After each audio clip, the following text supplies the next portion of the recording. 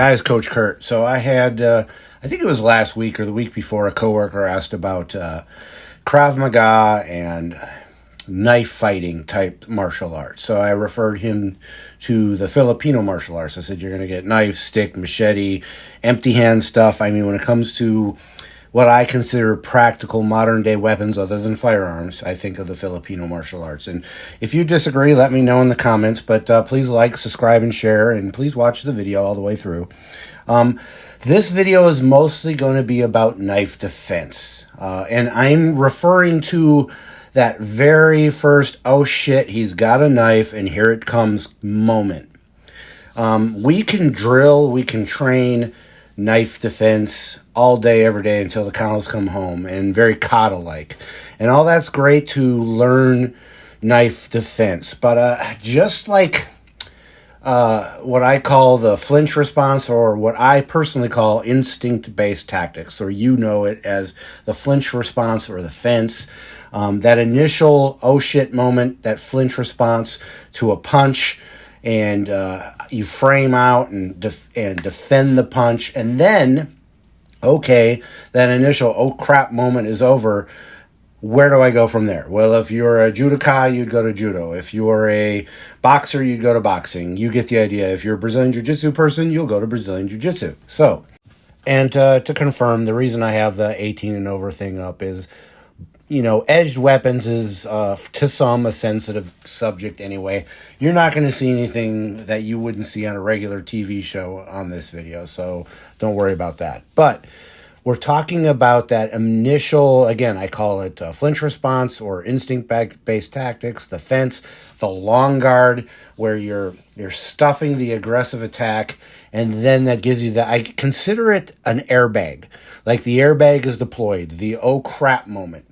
And this is what I teach when I teach knife defense, because chances are you're not going to see it coming, and you need to frame the attack. And you see how I've blocked it with my right arm, but that's not the only aspect of the technique. And I'm showing that you have that forward momentum, and with your other hand, you're either going to be controlling the wrist, i.e. controlling the weapon, or you're going to be framing it across kind of like a loose X. You see, it's like a loose X, and that's kind of like your physical personal airbag, that oh crap, and that's a instinct-based tactics or flinch response. And that is, just like in firearms, the very important first the very most important shot in a gunfight is the first shot. And if you miss with the first shot, it doesn't matter how fast you are. You can't miss fast enough to beat the person. You have to be fast enough to hit the target. So that first shot in a gunfight is often the most important. And in a knife fight, the first response, that oh crap, here it comes, is often the most important. And we're not talking about the common sense to not even be in an area where you might encounter a knife. We're talking straight up self-defense without the situational awareness, and don't be in the wrong place at the wrong time, and distance management. We know all that. And there you see me on the screen pulling a firearm. Yeah, don't go to a knife fight with a knife. If you have a gun, use a gun. But you're going to have to defend that incoming knife first. And here on the screen, you're going to see some examples of just how quick, fast, and in a hurry it can happen, and how ugly it can happen. Guys, this is from another video I did. You're going to see, I believe, is how is the 20-foot one rule BS. I think that's it. But she came out that front door with a butcher knife, and the officer did get cut, stabbed, and she created distance. This was suicide by cop. At least that was the determination. And she gave her commands, dropped the knife, and so she throws the knife on the ground, and then she used that as a ploy to basically get closer to the officer, and the officer shoots. Now, she's been cut, and there's a lot of adrenaline, so she actually misses her first shot. Going back to the most important shot in a gunfight is that first shot. You can't miss fast enough. And then other officers pull up, and they shoot her, and she goes down. Now, she doesn't die initially, and to tell you the truth, I don't know if she dies at the end of this encounter, but she was shot at least once, if not multiple times, by the other responding officer. Proof to the pudding that Just because you're shot doesn't mean you're out of the fight. Get into the mindset that you will survive. You will fight through the situation. You will go home, even if you're shot. So off my soapbox when it comes to that. But this is just an example of just how quick and ugly knife situations can be. Here's another situation where the officer chased this guy down. I did a video on this as well. It's a really good video. And he's like, hey, you're coming with me. You're not under arrest yet, but I'm taking control of you, and I'm going to put you in handcuffs because I don't trust you now that you've already ran from me. Well, he's missing some key body language, what we call Graham factors, Graham v. Connor situations that you could articulate why you're in danger because of something that you see that may not be articulable to the average person.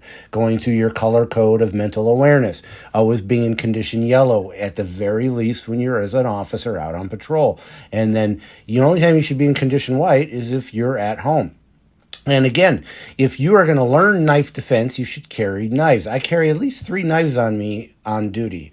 You see one variation of that. I carry a backup gun. I just don't carry it on my ankle because I don't like a backup gun on my ankle. But this is the K-Bar, one of my favorite knives. This here, the Chris, Cold Steel Chris blade. Guys, this is a phenomenal knife. If you don't like the Chris blade, they come with other blades, but it's basically the same size, weight, shape knife, other than it's a different blade. Like I believe it comes with a Tanto blade, but I like the Chris blade because it's such a devastating design for cutting. It is a great cutting tool. So again, if you're going to learn to defend against knives, you should be familiar with knives in general. And like I said, on duty, I carried 3 knives, 2 guns, a baton, pepper spray, taser. You get the idea. You don't want to lose a situation because you don't have enough tools to defend yourself with. At the end of the day, it's your mind that really matters, but you get the idea. But if you're at the end of the day, what I'm trying to tell you is before you just go out there and try to learn weapons defense against a knife or edged weapons defense, you should at least at the very minimum have good basic knife fighting skills, basic patterns. And this is where I talk about the Filipino martial arts, and a lot of times they practice patterns, and this is a variation of a pattern that you might find in Filipino martial arts. This is a system that I teach as part of Taiho Jitsu, as far as using a knife. Again, can you use a knife as a cop? Yes. It's just situational awareness. Now, if this is how you practice knife fighting and you don't go beyond this, you're wrong. This will never happen in real life. You will never see somebody attack you like that in real life with a knife, and you're not going to be able to defend like that. It's got to be that, oh crap, airbag defense, that airbag deployed. You stop the initial crap. You haven't been stabbed because your airbag deployed, or even you are stabbed, you're cut. Chances are you will get cut in a knife fight. If you aren't cut, you're just super lucky. But you don't want to linger in a knife fight for very long. You want to defend yourself, get around the person and escape. You want to defend yourself, get around the person and then pull a firearm. You get the idea. One way or the other, you're defending yourself. It's that first few seconds of the encounter, like, oh crap. Holy understatements, Batman. Here comes the knife, and you don't have time to think, so you deploy your airbag, your personal flinch response, whatever you want to call it. It doesn't matter what you call it. You get the idea. That initial motion, what you're seeing on the screen, is probably the most important skill you can learn. All the wrist lock takeaways, and here you see me like manipulating the wrist, dropping my knee down on them because I am in a position of advantage. So I do that. All that is great and dandy. Here you did that airbag defense, deployed, ran away, and here's an example of like, well, I have a gun. I'm going to, at that point, use the gun. Either shoot him or to give him voice commands at that point. You get the idea. It doesn't matter. It's just an example of you would use the tool that you have. Again, there's that I call it your personal airbag. You're deploying that oh crap moment. It's a flinch response, instinct-based tactics. Again, does not matter what you call it. That is the most important tool you're going to have in your knife defense, because chances are you're not going to see it coming. Because if you saw it coming, you wouldn't have been that close in the first place. As a police officer, all the time I have to get in within spitting distance of somebody. And if I'm in spitting distance where I can reach out and slap them, they can slap me, that's pretty close. And people always say in the academy, the 21-foot rule, the 21-foot rule. Well, that's BS, because you have to investigate. You have to go up and talk to people. You could be at a nightclub as a civilian. You could be in the grocery store. It doesn't matter where you're at. You're going to be within touching distance at some point with somebody. So first step is what I call condition yellow at the very least. And then you go from there. And a lot of times as that, oh crap, I have to do something. Here comes the knife. This is Don Ana Santos. This is old videos from, I want to say, the late 70s, early 80s, where he was helping teach law enforcement at that time. And he is not just swinging the blade all crazy. He's going for vital points like, jugulars, what have you. He's being asked for his ID, shows his ID, and out comes the knife. And the guy is just backpedaling. You have to have that oh crap moment where you defend yourself initially against the knife. If I remember, this guy does a lot better. See how he side moves to the side. He creates space instead of going straight back like this officer did. That's bad juju. You only have a few seconds to make a difference. You have a few seconds to defend yourself against a knife, defending yourself in a deadly encounter. You may not defend yourself against the knife completely. You're probably going to get cut. You get the idea. Moral of this story is train, and be prepared for that oh crap moment. All right, guys, everybody take care and stay safe.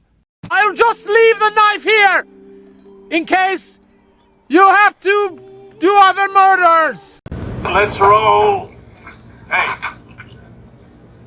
let's be careful out.